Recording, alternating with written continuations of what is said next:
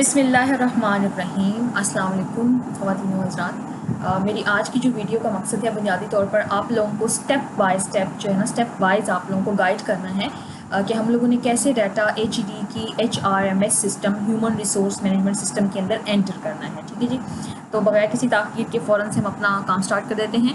तो यहाँ पे आप लोग URL एंटर कर सकते हैं या फिर आप जो मैं एड्रेस बता रही हूँ आप लिख लें HEHR.punjab.gov.pk या आप एंटर करें तो आपके सामने पंजाब HED का HRMS का लिंक ओपन हो जाएगा।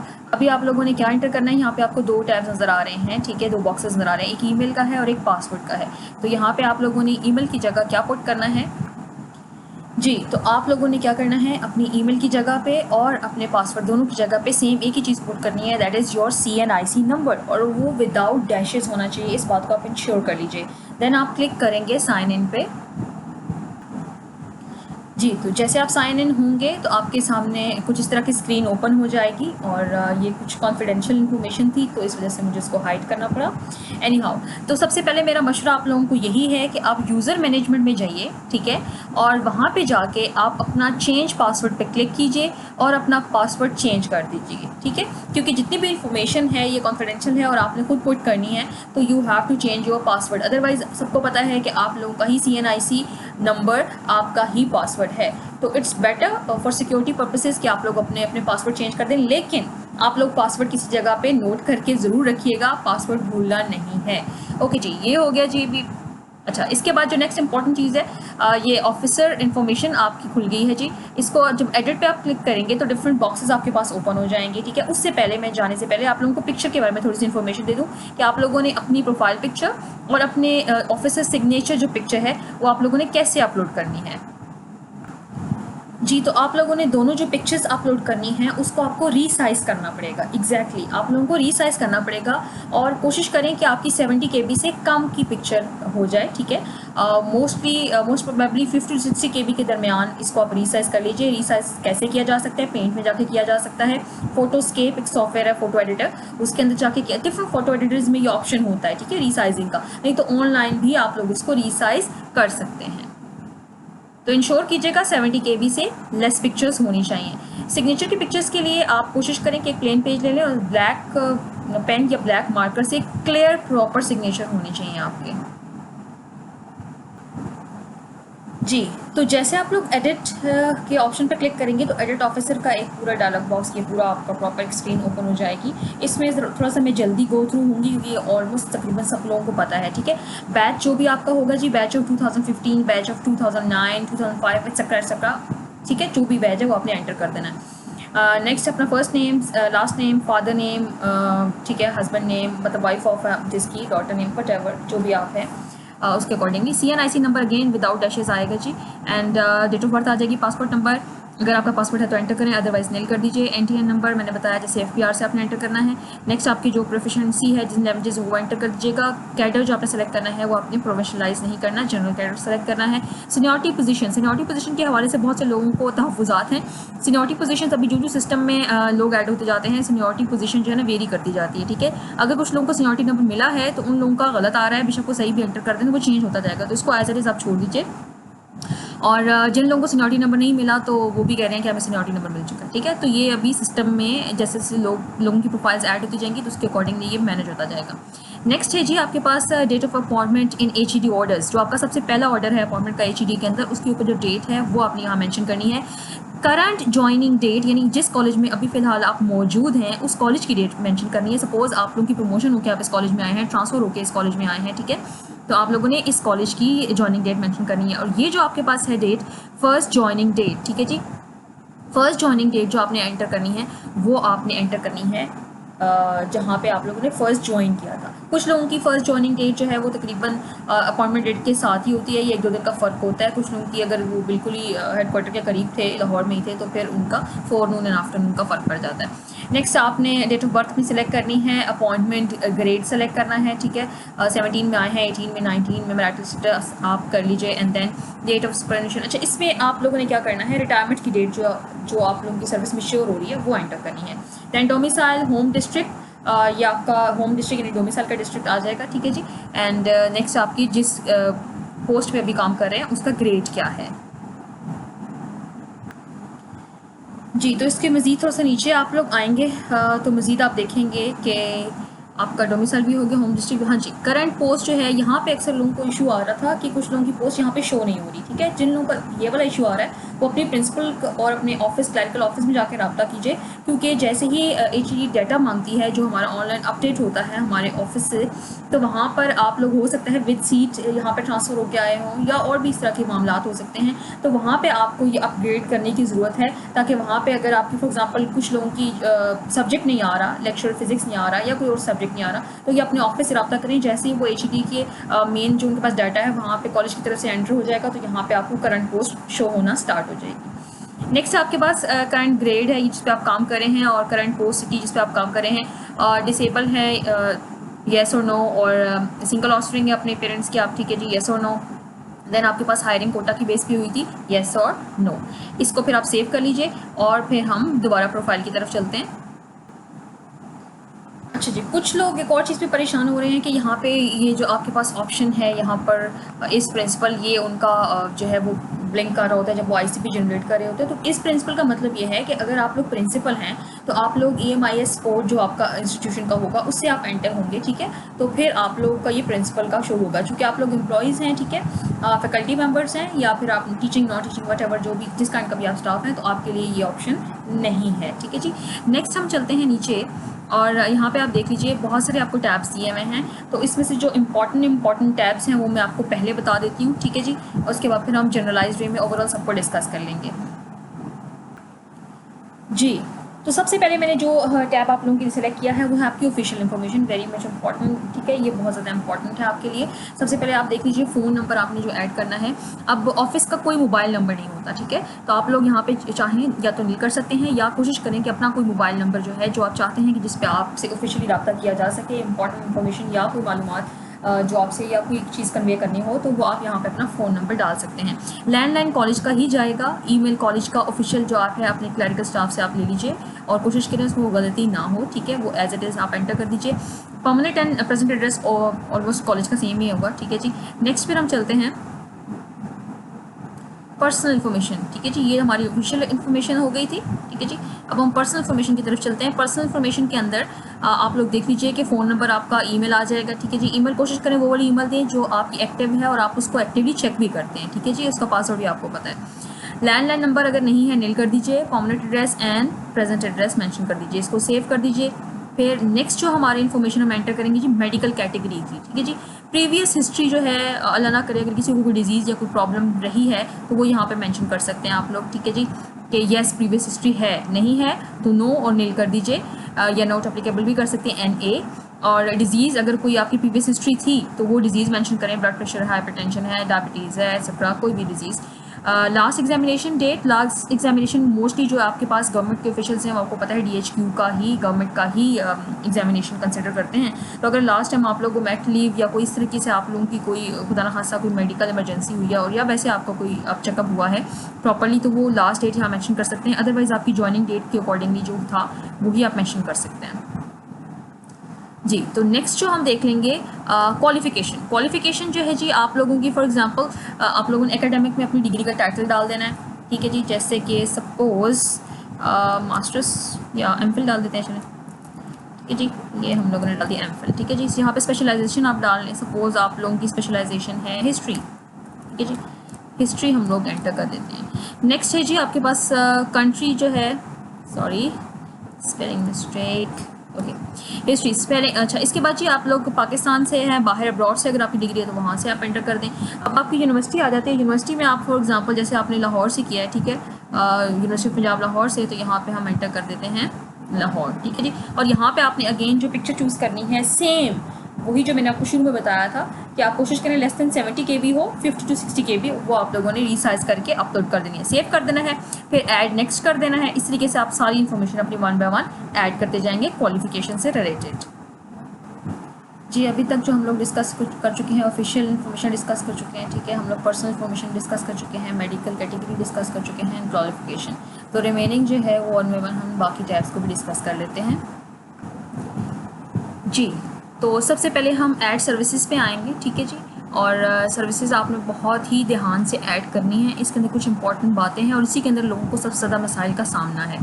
सबसे पहले आप लोगों ने ईयर में जो ऐड करनी है चीज़, ठीक है, ये चीज़ हो गई आपकी, ईयर हो गया। अब ईयर में क्या आएगा?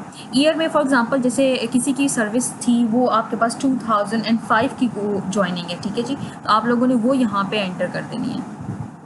यहाँ पे आप ईयर सेलेक्ट कर लीजिए, ठीक है, 2000 एंड सपोज ये हम लोगों ने ईयर एंटर कर दिया, ठीक है जी। अब हम फर्स्ट उसका ईयर होगा सर्विस ईयर, ठीक है, 1 2 में आप ऐड करोगे। नरेटिव जो भी उसकी पोस्ट थी, सपोज एज अ लेक्चरर थी, ठीक है, आप प्रोबेबली आप साथ में सब्जेक्ट को भी मेंशन ज़रूर कीजिए, ठीक है जी, ये आपका हो गया।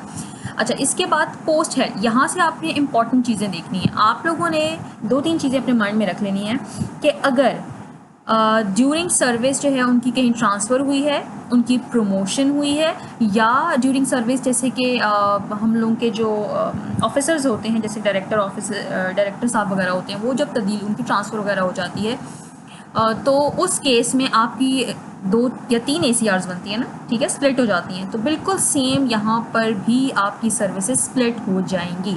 मैं एग्जांपल के तौर पे आप लोगों को ये करके दिखा देती हूँ, ठीक है जी, इसको आप ज़रा नोट डाउन कीजिएगा। सपोज़ मेरे पास है कोई एक कलीग थी, ठीक है, जिनका 2005 में जिनकी ज्वाइनिंग थी, फर्स्ट उनका ईयर था सर्विस का, उनकी पोस्ट थी आपके पास 11 नवंबर, ठीक है जी, 2005। ये हम लोगों ने एंटर कर दिया।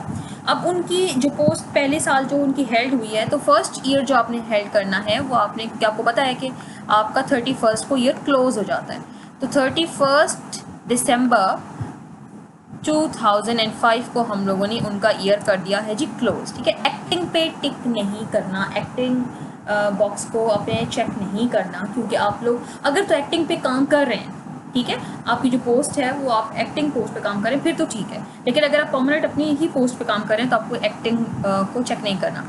स्केल जो है जैसे आप यहाँ पे सेलेक्ट कर लीजिए अपना, ये देखिए चीज़, ये 17 हो गया, ठीक है जी। डिपार्टमेंट आपका कौन सा है? Higher education department, government of Punjab. Station जो है आपका, कोई भी स्टेशन जो होगा वो आप लोगों ने एंटर कर लेना है, ठीक है जी। इसके बाद फिर आप लोगों ने नेक्स्ट क्या देखना है इसमें, अच्छा, रिपोर्टिंग ऑफिसर आपने एंटर नहीं करना और काउंटर साइनिंग ऑफिसर भी आपने एंटर नहीं करना, क्योंकि ये आपकी कॉन्फिडेंशियल चीज़ें होती हैं, ठीक है, ये आप एंटर नहीं कर सकते। एंड अच्छा जी, फिर अगर आपकी प्रमोशन नहीं हुई तो आप लोग नील कर देंगे। नैरेटिव डिस्प्ले को आप चेक करोगे तो आपके पास 2 मज़ीद ऑप्शंस आपके सामने आ जाएंगे, ठीक है। कौन कौन से हैं जी? एक आपके पास आ जाएगा टीचिंग नॉन टीचिंग, वो आपने सेलेक्ट कर लेना है, और प्रोविंस जो आपका है वो सेलेक्ट कर लेना है। ACRs चूँकि कॉन्फिडेंशियल होती हैं तो इसकी कॉपी आपके पास नहीं होगी। अगर आपके पास हैं इनकी कॉपीज़ तो फिर आप काउंटिंग साइनिंग ऑफिसर और रिपोर्टिंग ऑफिसर के भी कमेंट्स जो आपकी वहाँ पे लिखे हुए होंगे वो आप सेलेक्ट कर सकते हैं। और यहाँ पे ACR अगेन आप लोगों ने जो ACR अपलोड करनी होगी इसको भी आप रिसाइज कर लीजिएगा, इसको आप सेव कर लेंगे, ठीक है जी। ये तो होगा पहला ईयर। अब हम इनका जो नेक्स्ट ईयर जो है उस पर आपने कैसे ऐड करना है, उस पर आपने अब इनका नेक्स्ट ईयर 2006 का होगा, ठीक है, ये हमने एंटर कर लिया। लेकिन इनका ईयर क्या होगा? इनका ईयर पहला ही चल रहा है, क्योंकि पहला जो है ये आपके पास 11 नवंबर को आई थी, ठीक है, तो 1-1.5 महीना तो 1 साल के बराबर नहीं होता ना, तो नेक्स्ट ईयर भी 1 ईयर ही, फर्स्ट ईयर ही कंसिडर होगा, ठीक है जी। सेम बाकी सारी चीज़ें बिल्कुल सेम रहेंगी, जस्ट यहाँ पे आप लोग 1 जनवरी से ऑनवर्ड्स कर देंगे, ठीक है जी, 1 जनवरी से ऑनवर्ड्स कर देंगे, ये आ जाएगा। और यहाँ पे ईयर चेंज हो जाएगा, ये आपका आ जाएगा, ठीक है जी। ये आपका बाकी सारी चीज़ें सेम रह जाएंगी।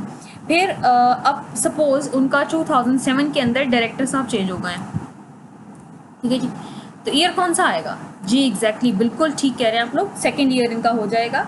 और इनके जी चलें कब चेंज कराते हैं इनका, फर्स्ट से लेके 2007 से लेके ये इनका चेंज हो गया जी अप्रैल में। सपोज़ अप्रैल की कोई सी भी तारीख, हाँ जी, 3 अप्रैल को उनकी होगी ट्रांसफ़र, ठीक है जी, 2007। तो ये इनके थोड़ा सा ये ब्रेक आ जाएगा, ठीक है, 3 मंथ्स का, और ये सेकेंड ईयर कंसिडर होगा, बाकी सब सेम रहेगा। आप नेक्स्ट जो आप पुट करेंगे वो 2007 की ही पुट करेंगे, ईयर भी सेकेंड ही रहेगा उसमें, ठीक है, सिर्फ डेट्स चेंज होंगी। डेट्स कब से कब चेंज होंगी? 3 अप्रैल से चेंज हो जाएगी, ठीक है। और नेक्स्ट कब तक जाएगी, ईयर कब एंड होता है जी, 31 दिसंबर, ये आपका कंप्लीट हो गया, ठीक है जी। इसके बाद अगर उनकी हो जाती है ट्रांसफ़र, अब मैं सारे केसेस वन बाय वन एक ही मैं आपको करके दिखा रही हूँ ताकि आपको आसानी हो जाए। ट्रांसफ़र हो गई, प्रमोशन हो गई या कुछ भी हो गया, ठीक है। अब ट्रांसफ़र में कुछ 2-3 चीज़ें आपको और भी देखनी है। जैसे सपोज़ उनकी 2008 में उनकी सपोज़ ट्रांसफ़र होती है, ईयर कौन सा चलेगा जी उनका, 3rd, ठीक है जी। अब तीसरा साल उनका हो गया है, ठीक है। और अभी आप देख रहे हैं जब मैं ACR को ब्रेक कर रही हूँ तो एक ही साल सर्विस के 2 या 3 एंट्रीज़ बनेगी आपकी, ठीक है। अच्छा, अब यहाँ पे सपोज़ उनकी जी 1 जन से, ठीक है, 1 जनवरी 2008 से वो जॉब कर रही थी, तो उनकी जून के लेट्स से 6 जून को उनकी ट्रांसफ़र हो गई है जी, ठीक है जी। ये अब इनका ब्रेक आ जाएगा, ठीक है। स्टेशन सेम रहेगा जहाँ पे वो जॉब कर रही हैं। नेक्स्ट जब अब वो ट्रांसफ़र होके जाएंगी तो यहाँ से अब उनका ब्रेक होगा, ईयर सेम रहेगा, सर्विस ईयर सेम रहेगा, पोस्ट हेल्ड फ्रॉम, अब जब भी उन्होंने ज्वाइनिंग दी है, सपोज़ फोरनून आफ्टरनून ही कर लेते हैं, चलें 6 जून को ही उनके ऑर्डर्स हुए, 6 जून को इन्होंने ज्वाइनिंग दे दी है, ठीक है। तो ये अब आपके पास आ जाएंगी, ये यहाँ से जी सेलेक्ट किया और 31 तक फिर आपकी नेक्स्ट जो ईयर जहाँ पे क्लोज हो रहा है, ठीक है, ये अब आपने एंटर कर देना है। तो आप देख रहे हैं ना, ईयर ब्रेक होते चले जा रहे हैं। अब यहाँ पे स्टेशन भी चेंज होगा उनका, ठीक है। अब जो न्यू कॉलेज उनका होगा वो न्यू कॉलेज का नाम यहाँ पे लिखा जाएगा, बाकी सारी चीज़ें ऑलमोस्ट सेम रहेंगी। तो ये तो था जी आपका सर्विस रिकॉर्ड के सर्विस रिकॉर्ड कैसे एंटर करना है। इस तरीके से आप वन बाय वन करते करते 2019 तक अपना सर्विस रिकॉर्ड एंटर कर लीजिए। 2019 से आगे एंटर नहीं करना क्योंकि अभी आपकी ACR, अभी करंट ईयर चल रहा है ना आपका, ठीक है। तो अभी आपकी ACRs नहीं बनेगी 2020 की, ठीक है जी। तो that was all about the services. Next step पे मूव करते हैं जी हम। अच्छा जी, यहाँ पे आप प्रमोशन की साइड पे आते हैं जी। प्रमोशन की साइड पे आप लोगों का जो ग्रेड है, ठीक है, जो आपकी प्रमोशन हुई है, और type for example in service promotion है या आप डायरेक्ट सेलेक्टी हैं, वो भी प्रमोट ही होते हैं ना नेक्स्ट आप सर्विस के अंदर ही, तो वो भी आप लिख सकते हैं, मेंशन कर सकते हैं। और फिर आपके पास डेट ऑफ एंट्री या प्रमोशन जब आपकी हुई, ठीक है, वो आप डेट आपने करनी है। डायरेक्ट एंट्रेंस, देखिए डेट ऑफ एंट्री आ रही है ना, तो यहाँ पे टाइप में फिर आप डायरेक्ट एंट्रेंस भी आ सकती है, आपकी डायरेक्ट सिलेक्शन भी आ सकती है, और प्रमोशन इन सर्विस प्रमोशन जो होती है आपकी, ठीक है, वो भी आ सकती है। ग्रेड पे, जिस ग्रेड पे भी आपकी हुई है, ठीक है जी, वो मेंशन कर दें। और स्पेसिफिकली, मोर स्पेसिफिकली आप बता दें कि मैं 17 से 18 में हुई हूँ, ठीक है, assistant professor from lecturer to the assistant professor. And जो एंट्री आपकी है वो आपने मेंशन कर देनी है, ईयर आपने मेंशन कर देना, ठीक है। डिस्क्रिप्शन में भी जो ऊपर ग्रेड वाली डिटेल है वो आप डिस्क्रिप्शन में ऐड कर दें तो ज़्यादा बेटर है कि I have been promoted. Sentence लिखने की ज़रूरत नहीं है, प्रोमोटेड या direct selectee from lecturer to the assistant professor, कुछ ऐसे कर सकते हैं, ये डायरेक्ट सेलेक्टी या promotee as assistant professor from lecturer, ठीक है, वो आपने मेंशन कर देना है डिस्क्रिप्शन के अंदर। तो ये आपकी प्रमोशन ऐड हो जाएगी। एक से ज़्यादा प्रमोशंस आपकी हुई हैं तो वो आप लोग इस तरीके से सेव करके ऐड करते जाएंगे जी। नेक्स्ट हमारा इंपॉर्टेंट टैब है, that is about the spouse information. Spouse information, in case अगर आप लोग मैरिड हैं, ठीक है, तो फिर आप स्पाउस की अपनी इंफॉर्मेशन एंटर करेंगे इसके अंदर। इसमें आप लोगों ने स्पाउस का नेम एंटर कर देना है। सर्विस टाइप में आप लोग एंटर कर सकते हैं जैसे कि वो परमानेंटली काम कर रही हैं या कर रहे हैं, या वो कॉन्ट्रैक्टी हैं, ठीक है जी।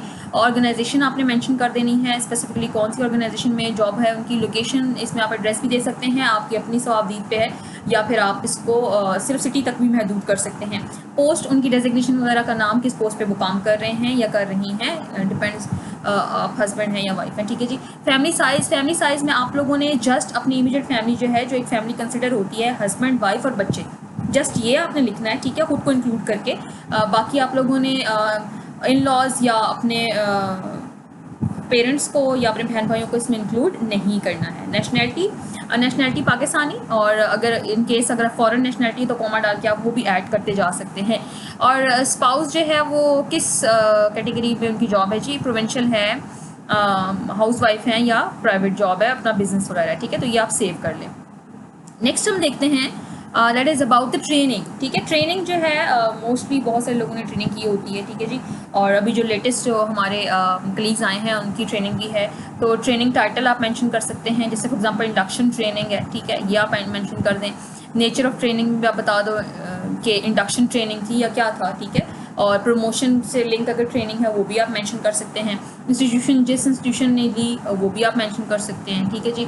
एंड ड्यूरेशन कब से कब तक आपकी ट्रेनिंग हुई, तो ये आप सेव करते जाएँ। और मज़ीद अगर आपकी ट्रेनिंग्स हैं तो वो भी आप ऐड कर सकते हैं, ठीक है जी। एक से ज़्यादा ट्रेनिंग्स भी ऐड की जा सकती हैं। इसके बाद हम देख लेते हैं फ़ॉरेन ट्रेनिंग। अगर आपकी कोई बाहर के ममालिक के अंदर कुछ ट्रेनिंग करवाई गई है गवर्नमेंट की तरफ से, या आपने कुछ स्कॉलरशिप वगैरह के थ्रू ट्रेनिंग ली है, तो आप वहाँ पे ये टाइप, इंस्टीट्यूशन, कंट्री और ये सारी चीज़ें आप ऐड कर सकते हैं, और पर्टिकुलर्स भी उससे रिलेवेंट जो चीज़ें हैं वो आप ऐड कर सकते हैं। नेक्स्ट है जी आपका एमोलमेंट्स, ठीक है। एमोलमेंट्स यानी आप लोगों ने अपनी सैलरी और पे की डिटेल्स देनी है। इसके तीन जो है ना मेथड्स हैं, वो तीनों मेथड्स जो हैं हर किसी की सवाबदीद पे है कि उसको कैसे एंटर करना चाह रहे हैं, ठीक है। तो मैं तीनों को डिस्क्राइब कर देती हूँ, जो जैसे आपको बेहतर लगे आप उसको ऐड कर लीजिएगा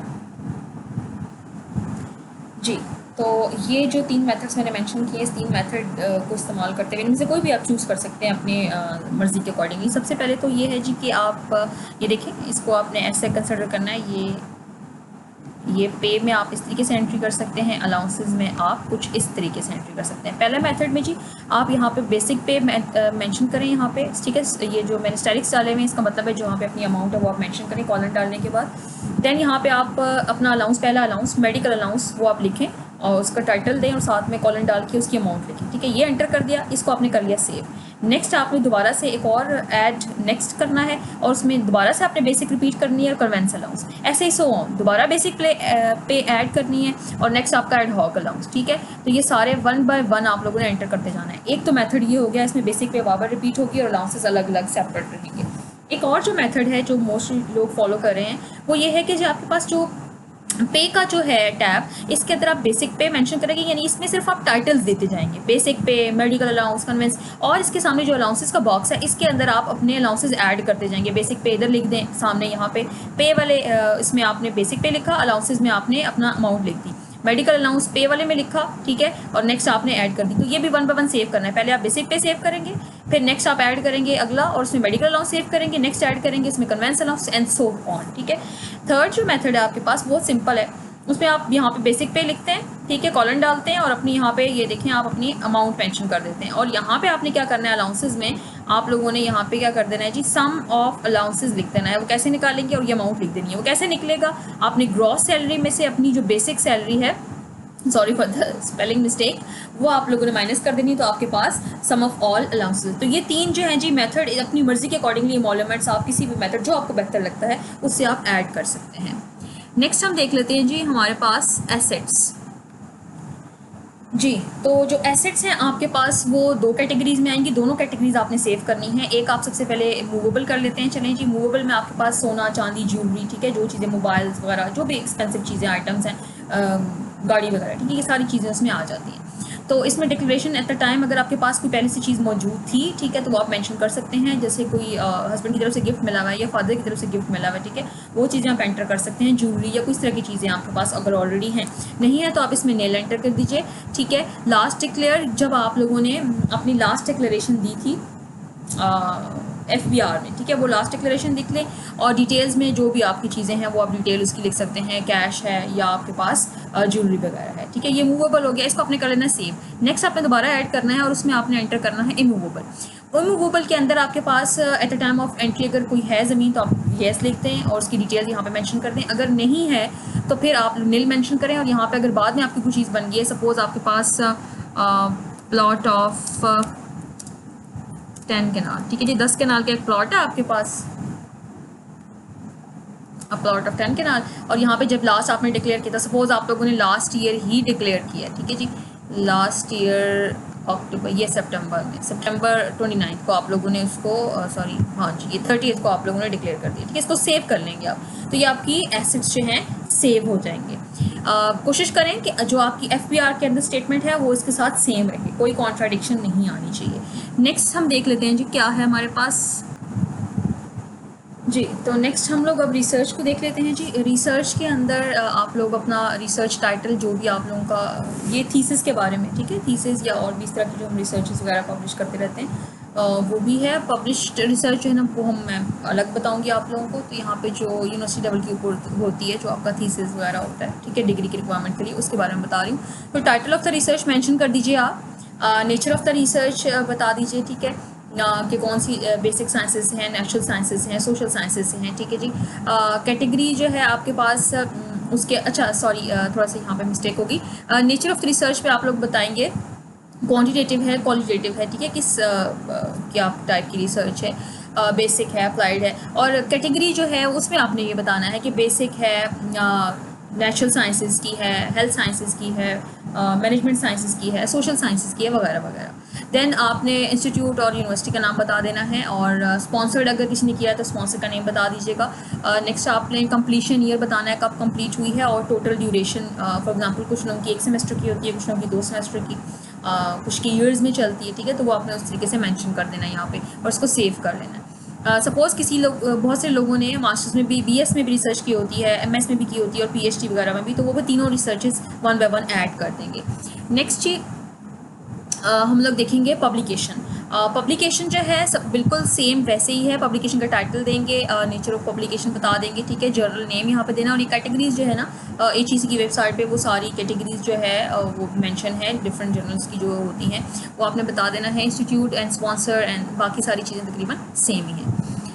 अच्छा जी, इसके बाद सर्टिफिकेशन, अगर आपकी कोई सर्टिफिकेट्स हैं, ठीक है जी, ड्यूरिंग जॉब, अगर आपकी गवर्नमेंट की तरफ से हैं, कोई आपका कोई वर्कशॉप लिया आपने, ठीक है, कोई ट्रेनिंग ली है आपने, या कोई कोर्स किया है आपने, डिफरेंट आपको सर्टिफिकेट्स मिलते हैं, या अप्रिसिएशन सर्टिफिकेट है, या कुछ और ऐसी चीज़ें हैं, तो ये आपने कोई एग्ज़ाम दिया है सर्टिफिकेट के लिए, तो ये सारी चीज़ें आप इसमें एंटर कर सकते हैं।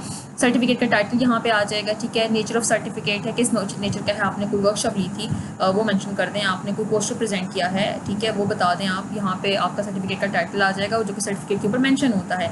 देन आपके पास इंस्टीट्यूशन के जहाँ पे वो हेल्ड हुआ, किस इंस्टीट्यूशन के नीचे स्टैम्प है, किसके पैनल के ऊपर ये सारा काम हुआ है। देन ड्यूरेशन कब से कब तक है, ठीक है, डेज में भी हो सकती है, मंथ्स में भी हो सकती है, वीक्स में भी हो सकती है, फ्रॉम टू, एंड देन जो भी उनकी कैटेगराइजेशन थी मार्क्स की या CGPA वगैरह की, ठीक है, जिसके अकॉर्डिंग पे आपको सर्टिफिकेट मिला है। और समटाइम्स पार्टिसिपेशन का सर्टिफिकेट होता है या कुछ ऐसी चीज़ें, तो उसमें कैटेगराइजेशन नहीं होती, तो यहाँ पर आप नॉट एप्लीकेबल भी मेंशन कर सकते हैं, ठीक है। तो ये एक से ज़्यादा सर्टिफिकेट होंगे तो आप 1 बाय 1 एक को सेव करके नेक्स्ट मज़ीद ऐड करते चले जाएंगे।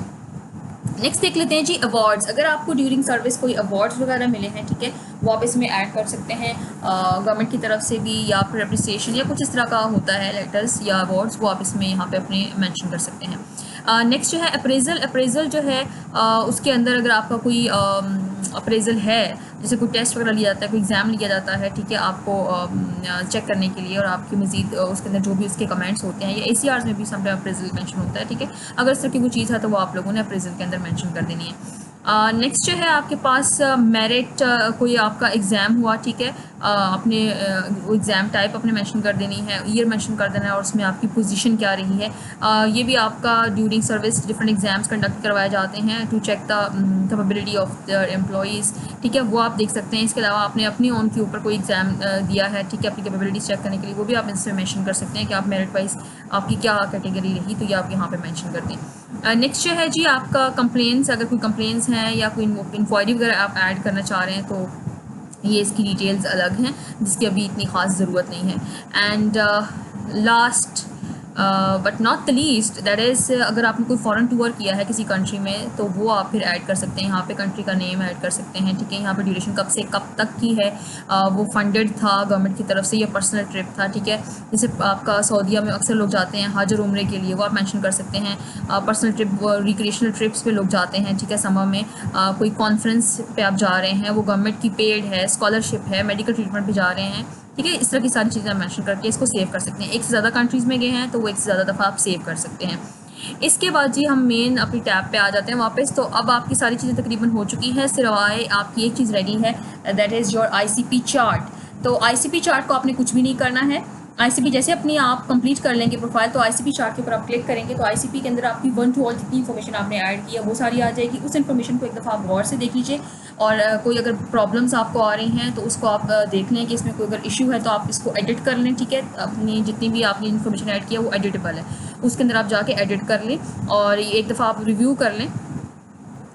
और या प्रूफ रीड कर लीजिए अपना जितने भी इन्फॉर्मेशन और डाटा है। और मेरा ये मशवरा है कि आईसीपी चार्ट को आप सेव कर लीजिए, ठीक है। इसको आप क्लिक करेंगे तो ये अलग आपके एक टैब में ओपन हो जाएगा, और उसमें आपका प्रिंट का जो ऑप्शन होगा उसमें आप जाएंगे तो उसमें ऑप्शंस डिफरेंट आते हैं, उसमें सेव एज पीडीएफ, वो आप सेव करके इसको अपने पास सेव करके रख लीजिए। या आपकी प्रॉपर एक किस्म की फेस शीट है या प्रॉपर आपका थ्रू आउट रिकॉर्ड है, ठीक है जी।